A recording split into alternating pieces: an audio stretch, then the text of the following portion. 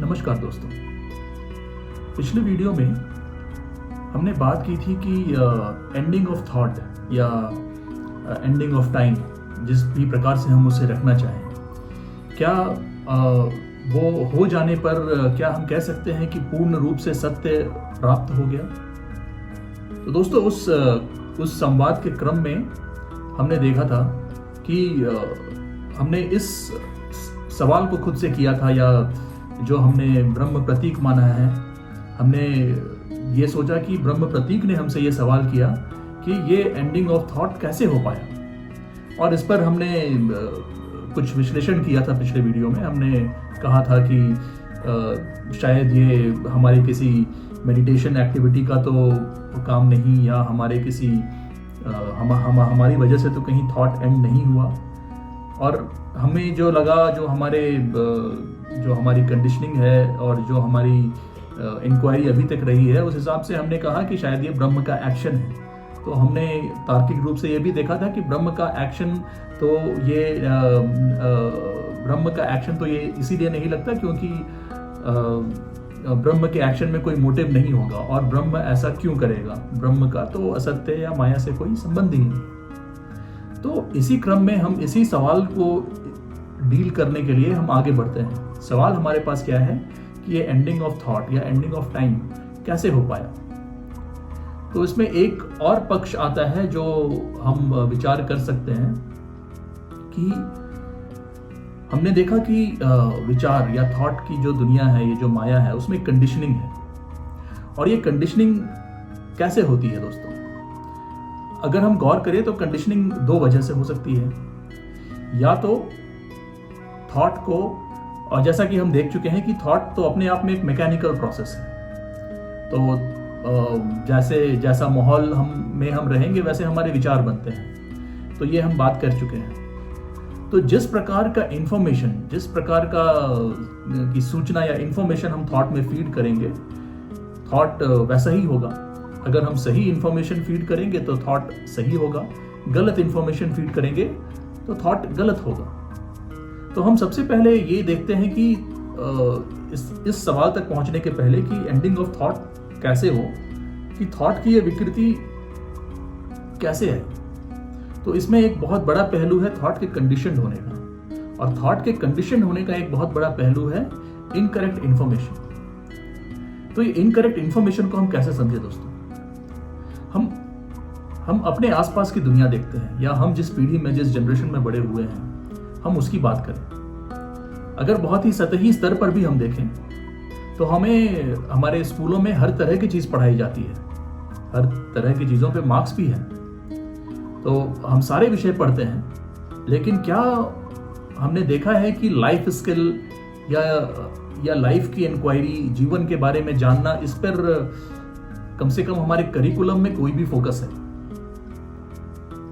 हाँ, हम मानते हैं कि, या हम कहते हैं कि गुरुकुलों में पूरा फोकस इसी पर होता था, शास्त्रार्थ होते थे, जीवन की चर्चा होती थी। लेकिन अगर हम वर्तमान स्थिति में देखें तो शायद एक आध हॉबी टाइप की क्लासेस रही होंगी, जो लाइफ स्किल, लाइफ के बारे में इंक्वायरी करना और ये तरह की चीजें आपको स्कूल लेवल पे, तो फाउंडेशन लेवल पे नहीं बताई जाती। ये तो हमें स्वीकारना होगा, और उसके मार्क्स भी नहीं होते।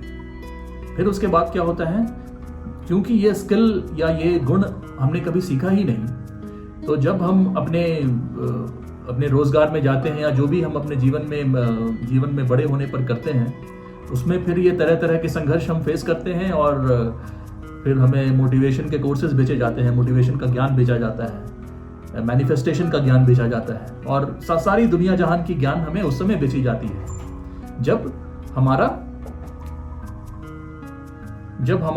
जो फाउंडेशन है, जो एजुकेशन का फाउंडेशन है, वो खत्म हो चुका। तो जब ये चीजें डालनी थी, तब ये चीजें नहीं डाली गई। लेकिन ये तब डाली गई जब हमारे रोजगार में, हमारे काम में हम अटकने लगे, क्योंकि दुनिया को हमसे काम चाहिए, हमसे काम कराना है। तो उस काम को करने के लिए फिर मोटिवेशन का ज्ञान और तरह तरह की चीजें, संघर्ष से कैसे मुक्त हों, दुख से कैसे मुक्त हों, और हम देखते हैं कि वृद्धावस्था तक हम बूढ़े हो जाते हैं और सबसे ज़्यादा जो धार्मिक या जो सत्संग है उसमें देखेंगे तो सबसे ज़्यादा शायद बड़ी उम्र में वृद्ध अवस्था के लोग हम देखते हैं। क्या हम बच्चों को देखते हैं उसमें? बच्चों को भी ले जाया जाए तो शायद फोर्स से ले जाया जाए, लेकिन स्वाभाविक रूप से बच्चे उन जगह पे नहीं होती जहाँ पे तथाकथित रूप से, हालांकि मैं ये नहीं मानता कि वहाँ कोई लाइफ स्किल या जीवन के बारे में चर्चा होती है। वहाँ भी बस कथा होते हैं और लोग अपना सवाल करते हैं उन सवालों में कि मेरी पत्नी से झगड़ा है, मेरे पति से झगड़ा है, मुझ में ये है, मेरी लाइफ में ये प्रॉब्लम है, वो प्रॉब्लम है, मैं क्या करूं? तो सामने बैठे गुरुजी कुछ ज्ञान दे देते हैं। तो दोस्तों, क्या देखकर ही ये विकृति नहीं लगती?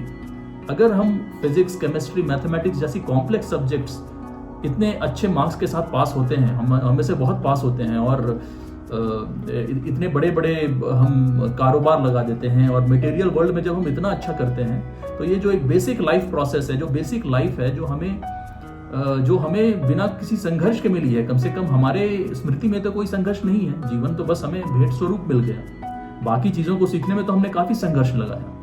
तो जो चीज़ हमें मुफ्त में मिली, हम उसको क्यों नहीं समझते, उसकी इंक्वायरी क्यों नहीं करते?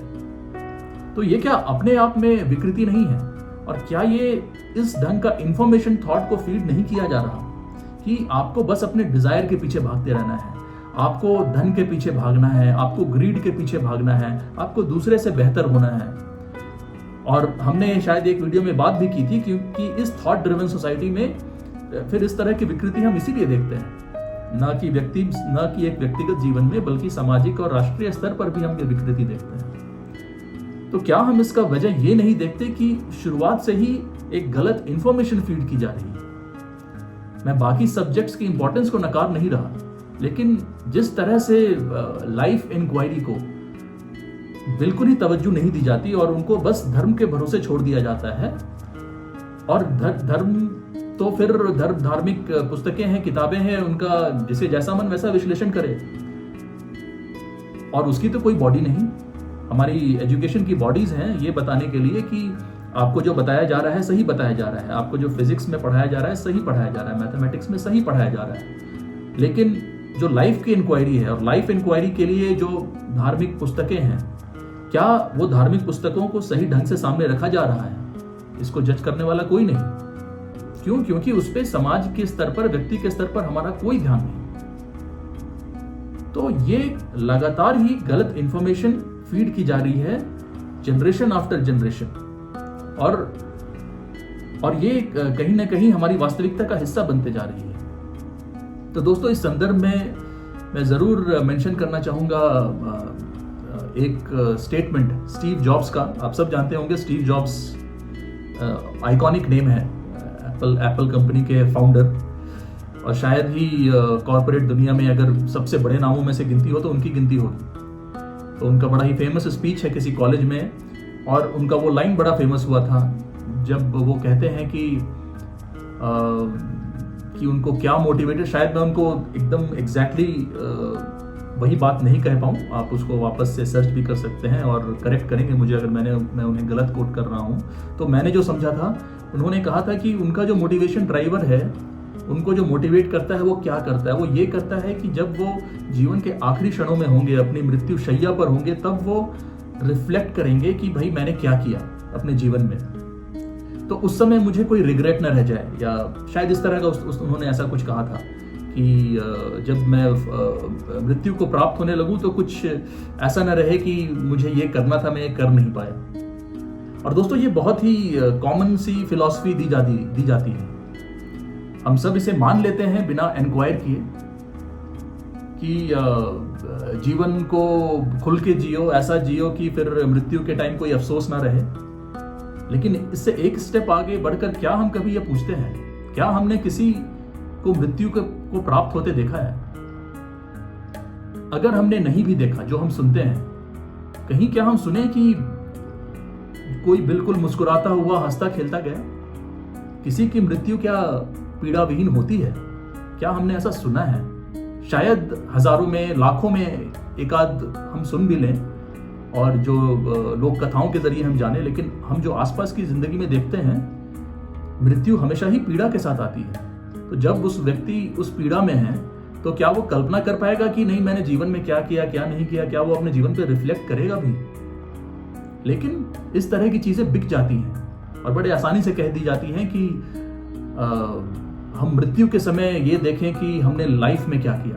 जब मृत्यु 1 महीने या 2 महीने भी दूर होगी तो शरीर की जो हालत होती है हम सब वो जानते हैं, या तो मृत्यु अचानक से आ जाती है। तो इस तरह की जो इंफॉर्मेशन है, जो डिजायर के पीछे भागने की और जो मटेरियल चीजों के पीछे भागने की जो ये अंधी रेस है, अंधी दौड़ है, और लोगों को पता भी नहीं कि वो किस चीज के पीछे भाग रहे हैं, तो इसे हम मिला जुला के एक इनकरेक्ट इंफॉर्मेशन कह सकते हैं जो थॉट को फीड की गई। बचपन से ही हमें एक ऐसी दुनिया दी गई जहां पे कंपटीशन ही सब कुछ है, और पता नहीं कितने तरह के फ्रेजेस निकल आए, लाइफ इज अ रेस और पता नहीं क्या क्या, कि परफॉर्म और पेरिश, आप परफॉर्म करें नहीं तो मर जाएं, इस तरह की बातें की जाती हैं और इसे सहज स्वीकारा जाता है। और अगर इस तरह की बातें हमें फीड की जाएंगी बचपन से कि अगर आपने ये नहीं किया तो उससे बेटर कि आप मर जाएं, परफॉर्म और पेरिश, इस तरह की फिलॉसफी अगर दी जाएगी तो क्या मानव सभ्यता सिर्फ उस परफॉर्मेंस के पीछे नहीं भागेगी? और उस परफॉर्मेंस से क्या होगा? उस परफॉर्मेंस से शायद कुछ पूंजीपतियों के पास ज्यादा पैसे आ जाएंगे, शायद आपके पास कुछ पैसे आ जाएंगे, और हम देख रहे हैं इतनी संपन्नता आने के बाद भी कितने लोग भूखे हैं। शायद आज पूरी पृथ्वी में जितना अनाज पैदा हो सकता है, ऐसा संभव ही नहीं कि कोई भी किसी व्यक्ति को भूखा सोना पड़े, लेकिन ऐसे कितने लोग हैं जो भूखमरी का शिकार आज भी होते हैं। तो जो हमारा जियोपॉलिटिकल टेंशन है वो सब हम देखते ही हैं कि हम किस तरफ जा रहे हैं। हमने हथियारों का ऐसा जखीरा बनाकर रखा है कि हम पृथ्वी तबाह कर सकते हैं। तो दोस्तों ये विकृति आई है इसी इनकरेक्ट इंफॉर्मेशन से, इसी इनकरेक्ट फीडिंग से। तो दोस्तों ये एक पक्ष है जहां पे थॉट को इनकरेक्ट फीड किया गया इंफॉर्मेशन, और थॉट में वो विकृति आई, विचारों में वो विकृति आई। एक दूसरा भी पहलू है अनअवेयरनेस का, कि अवेयरनेस और कुछ नहीं दोस्तों, जागरूकता है।